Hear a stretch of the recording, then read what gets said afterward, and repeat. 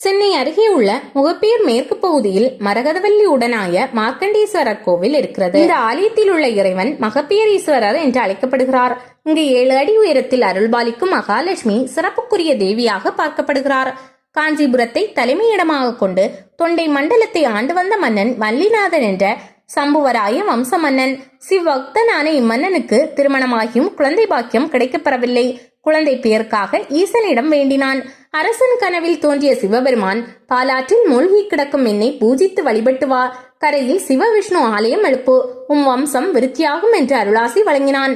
அதன்படி பாலாற்றில் தேடி கண்டுபிடித்த சிவலிங்கத்தை கொண்டு பிரதிஷ்டை செய்து கோவில் உருவாக்கினான். மகாலட்சுமி, சந்தான சீனிவாச பெருமாள் ஆகியோரின் சிலைகளையும் அங்கே பிரதிஷ்டை செய்தான். 4 ஏக்கர் நிலப்பரப்பில் 4 ராஜகோபுரங்களுடன் பிரம்மாண்ட சிவவிஷ்ணு ஆலயத்தை உருவாக்கினான். கோவிலில் நடைபெறும் நித்திய பூஜை, நிர்வாகம், பராமரிப்பு செலவு, உற்சவங்கள் போன்றவற்றிற்காக 700 ஏக்கர் நிலத்தையும் எழுதி வைத்தான். இதனைத் தொடர்ந்து ஈசன் அருளால் புத்திர பாக்கியம் பெற்றான் மல்லிநாதன். எனவே இவ்வாலயத்தை மகப்பேரீஸ்வரர் கோவில் என்றும் இந்த பகுதியை மகப்பேறு என்றும் அழைத்தனர். மகப்பேறு என்ற பெயரே திரிந்து தற்போது முகப்பேர் என்று அழைக்கப்படுவதாக ஆலய தலைவரலாறு சொல்கிறது.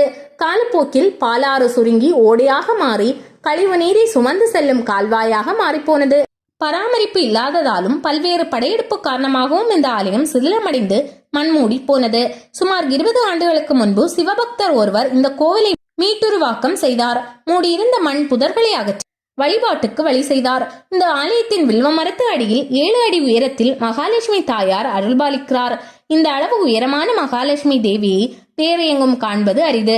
இந்த தாயாருக்கு பௌர்ணமி தோறும் மாலையில் அபிஷேக ஆராதனைகள் நடக்கின்றன. இதில் கலந்து கொண்டு தாயாருக்கு புடவை சாற்றி வழிபட்டால் செல்வ செழிப்பு ஏற்படுவதுடன் வீடு, மனை, நிலம் சம்பந்தப்பட்ட பிரச்சனைகள் தீர்வதாக பக்தர்கள் நம்பிக்கை தெரிவிக்கின்றனர். இங்குள்ள மூலவர் வானலிங்கமாக அருள்பாலிக்கிறார். மல்லிநாத சம்புவராய மன்னனுக்கு முன்பே ஆற்றின் கரையில் இருந்ததாக கூறப்படும் இந்த லிங்கத்தை மார்க்கண்டேய முனிவர் பூஜித்து நீண்ட ஆயுள் பெற்றதாக கூறப்படுகிறது. எனவே இத்தல இறைவன் மார்க்கண்டேஸ்வரர் என்றும் அழைக்கப்படுகிறார். இவ்வாலயம் திருக்கடையூர் அமுதக்கடேஸ்வரர் கோயிலுக்கு நிகரானதாக போற்றப்படுகிறது. மிக அபூர்வமாக தாமரை வடிவ பீடத்தில் பிரதிஷ்டை செய்யப்பட்டுள்ள இந்த பானலிங்கம் பக்தர்களுக்கு நல்வழி காட்டி அருளை அள்ளித்தரும் அமுத சுரபியாக இருக்கிறது. இத்தல அம்பாள், சந்தான கௌரி, மரகதவல்லி போன்ற பெயர்களால் அழைக்கப்படுகிறார். இந்த அன்னை கேட்டவரம் அருளும் அம்மனாக விளங்குகிறார். திருமணம், மகப்பேறு போன்ற பிரார்த்தனைகளுக்காக இத்தல அம்மனை, அப்பனை வழிபடும் பக்தர்கள் ஏராளம். அந்த வழிபாட்டிற்கு கைமேல் பலன் கிடைக்க பெற்றவர்களும் ஏராளம். இங்குள்ள வில்வ மரத்தின் அடியில் கடன் தொல்லை போக்கும் ருண விமோசன வில்வ குபேரலிங்கம் உள்ளது. பாவங்களை குறைத்து புண்ணியங்களை அதிகரித்து அருள்பாலிக்கும் சித்திரகுப்தரும் ஆலயத்தில் அருள்கிறார். இவர் தன்னுடைய கையில் 7 மெழுத்தானையும் தாங்கியிருக்கிறார். இவரது சன்னதியில் கொள்ளு தீபம் ஏற்றி வழிபட்டால் நல்ல பலன் கிடைக்கும் என்கிறார்கள். இத்தலத்தில் உள்ள சஞ்சீவி ஆஞ்சநேயரை சனிக்கிழமைகளில் வழிபாடு செய்பவர்களுக்கு ஆரோக்கியம் சீராகும் என்பதும் நம்பிக்கையாக உள்ளது. இவ்வாலய இறைவனுக்கு தீப மாலை, மலர்கள், ஆடைகள் உள்ளிட்ட அபிஷேக ஆராதனைக்குரிய பொருட்களை வாங்கி கொடுத்து வழிபட்டால் அனைத்து நலன்களும் கிடைக்கப்பெறும்.